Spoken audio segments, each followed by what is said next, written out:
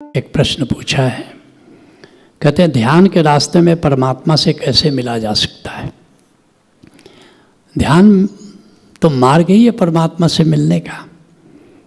और जब ध्यान करते हो निराकार पहले दिखता है, जब और आगे बढ़े हुए तो वहाँ पर उस निराकार में गूंजता हुआ नाद सुनाई देता है। जैसे अभी ध्यान समाधि में आए हो, 5वें दिन ध्यान उसको सुनोगे, जो अनाहत नाद को, जो हमारे चेतना में गूंज रहा है, जो हमारे निराकार में गूंज रहा है। फिर और आगे बढ़ोगे तो वहाँ नूर जगमगाता हुआ मिलेगा। कुछ और आगे बढ़ोगे तो अमृत का अनुभव होगा। कुछ और आगे बढ़ोगे तो वह निराकार तुमको चिन्मय होकर के जाग उठेगा।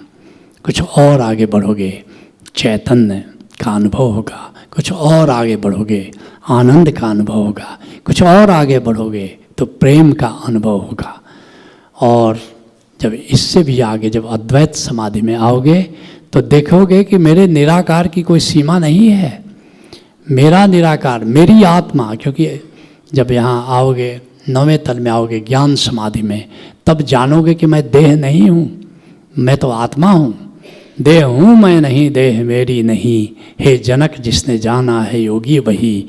देह से तोड़ो तादात में और देख लो, तुम अभी से सुखी शांत हो मुक्त हो। वहाँ तुम्हें आत्मज्ञान हो जाता है।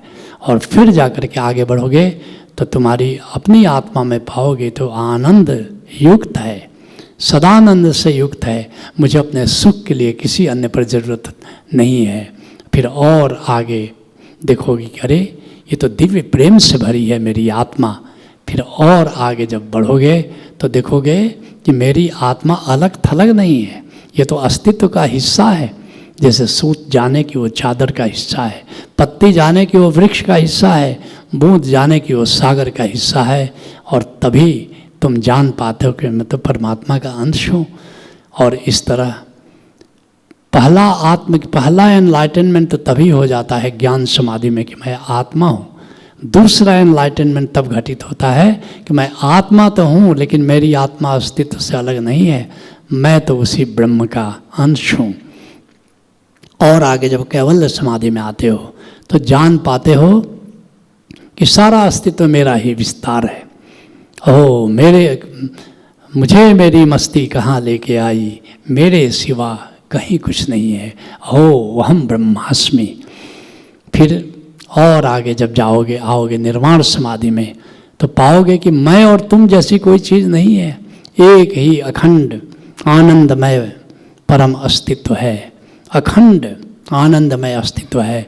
और तभी निर्वाण घटित हो जाता है। या मैं और तुम जैसी कोई चीज़ नहीं है। और ऐसे ही आगे बढ़ते चले, जब परम पद में यहाँ पर आते हो तो फिर देखते हो कि अब तक तो मैं सोचता था कि ये निराकार ही परमात्मा है, ये आकाश ही परमात्मा है। लेकिन वहाँ आकर के देखते हो ईशावास्येदं सर्वम यत् किंचित जगत्यान जगत, ये सारा अस्तित्व परमात्मा है। निराकार तो परमात्मा है ही, आकार भी परमात्मा का ही है। यत् किंचित, क्योंकि 99.999% तो निराकार है। लेकिन ये सूरज, ये चांद, ये तारे, ये जीव और जंतु, ये इसमें भी परमात्मा है। यत् किंचित जगत्यान जगत, ये थोड़ा सा जो आकार है यह भी परमात्मा है।